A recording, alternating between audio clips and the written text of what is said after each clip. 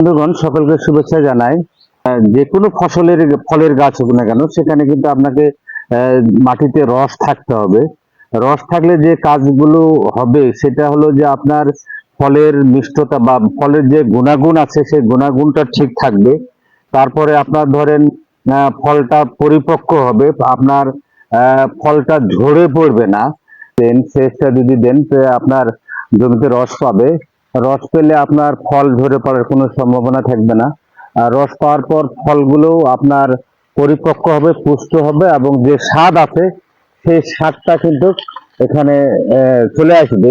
এই জন্য এখানে রস শূন্যতা করা যাবে না, সেচ ব্যবস্থা থাকে। আপনি প্রয়োজন হলে আপনি বালতিতে করে বা কিছু এলাকায় ডোল বলে, আপনি বালতিতে বা ডোলে পানীয় জল আপনারা যদি সুযোগ থাকে অবশ্যই দিবেন। দিলে অবশ্যই গাছটা রক্ষা হবে।